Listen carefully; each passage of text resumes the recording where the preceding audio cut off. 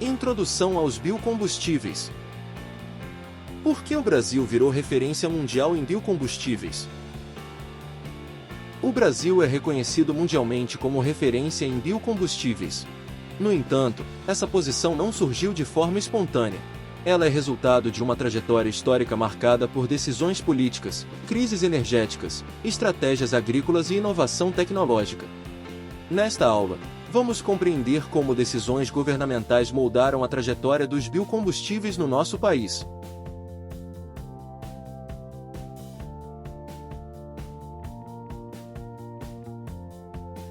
Quando pensamos em biocombustíveis hoje, é comum associá-los imediatamente às mudanças climáticas. No entanto, no Brasil, essa história começou muito antes da agenda ambiental.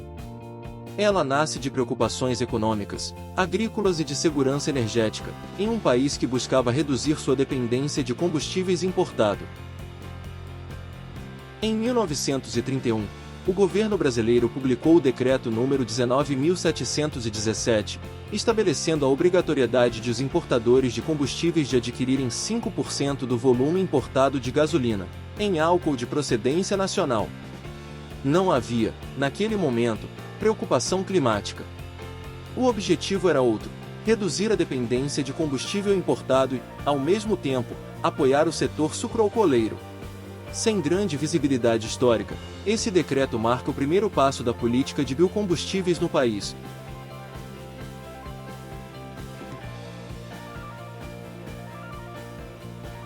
Nas décadas seguintes, o Brasil não vivenciou uma revolução energética imediata, mas construiu algo essencial: a base institucional e produtiva.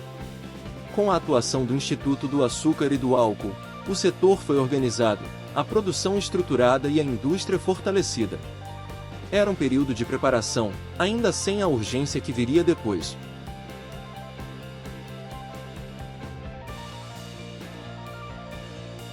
Nos anos 1970, a crise do petróleo alterou profundamente a percepção global sobre energia. Para o Brasil, altamente dependente de importações, o impacto foi direto. Energia deixou de ser apenas um insumo econômico e passou a ser uma questão estratégica. Foi nesse contexto que os biocombustíveis ganharam centralidade.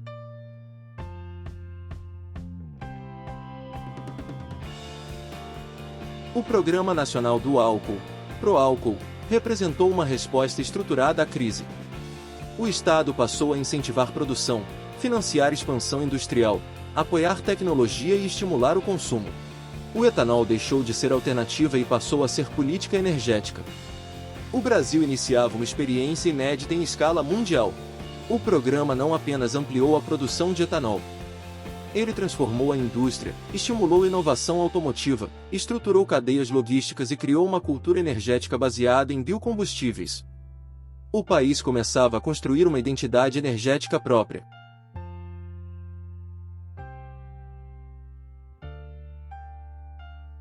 A década de 1990 revelou a vulnerabilidade do setor à volatilidade econômica e ao preço do petróleo. A redução de incentivos e mudanças institucionais geraram instabilidade, afetando a produção e a confiança do mercado. Esse período foi fundamental para demonstrar que a consolidação de tecnologias energéticas emergentes depende não apenas de viabilidade técnica, mas de estabilidade regulatória e previsibilidade de políticas públicas.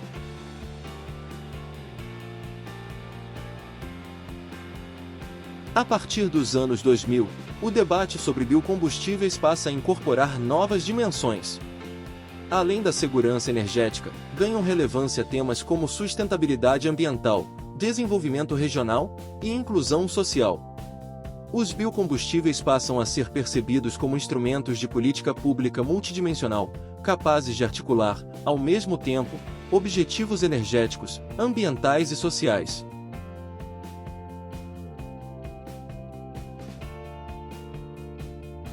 Com a criação do Programa Nacional de Produção e Uso do Biodiesel, PNPB, a política brasileira de biocombustíveis se expande para além do etanol. O biodiesel é introduzido não apenas como alternativa energética, mas como estratégia de desenvolvimento territorial.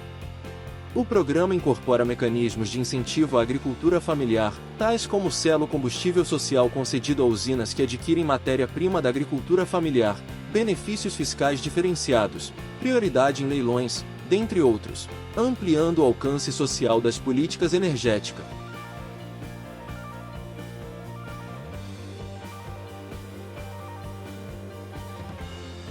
Ao longo dessa trajetória, um instrumento se destaca pela sua eficácia: a definição de percentuais obrigatórios de mistura.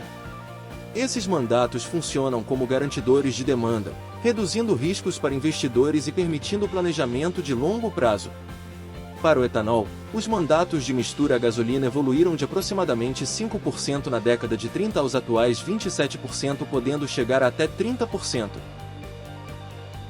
Já para o biodiesel, o percentual de mistura ao seu análogo fóssil saltou 2% em 2008 para os 15% na atual década e aumentando. Ainda que muitas vezes invisíveis ao consumidor, a definição de percentuais obrigatórios de mistura é um dos instrumentos mais eficazes das políticas de biocombustíveis e constituem um dos pilares mais importantes da política de biocombustíveis, pois implicam em garantia de demanda dos biocombustíveis, reduzem riscos para os investimentos no setor, permitem a expansão gradual e planejada da indústria e funcionam como política pública industrial indireta.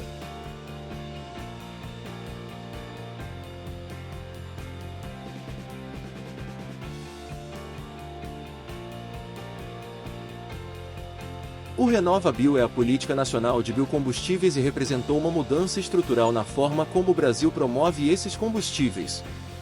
Diferentemente de políticas anteriores, que priorizavam a expansão da produção, o RenovaBio passa a focar no desempenho ambiental, incentivando a redução efetiva de emissões de gases de efeito estufa. O programa cria um sistema que conecta metas climáticas nacionais à dinâmica do mercado energético. De forma simplificada, o RenovaBio funciona assim. O governo federal define metas anuais de redução de emissão para o setor de combustíveis. Os distribuidores precisam cumprir as metas estabelecidas.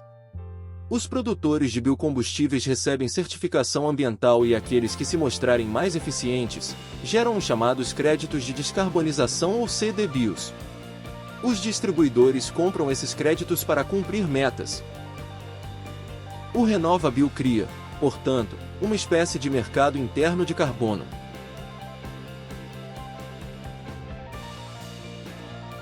Os créditos de descarbonização representam uma inovação institucional ao atribuir valor econômico à redução de emissões. Esse mecanismo conecta políticas climáticas ao funcionamento do mercado, criando incentivos contínuos para melhoria tecnológica, eficiência produtiva e inovação. A descarbonização passa a integrar a lógica econômica do setor.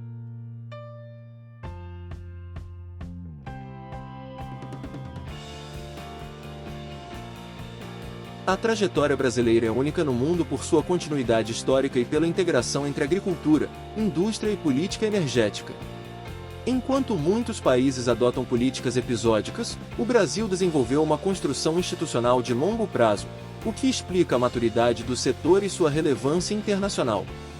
A política de biocombustíveis do Brasil permanece em evolução, novas rotas tecnológicas ampliam o escopo da agenda ao passo que desafios regulatórios, metas climáticas e transformações do sistema energético global continuam moldando essa trajetória.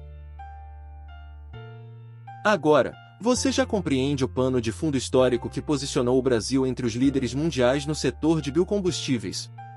Em aulas futuras, exploraremos ainda mais essas políticas estruturantes e seus impactos. Obrigado por assistir e até a próxima aula.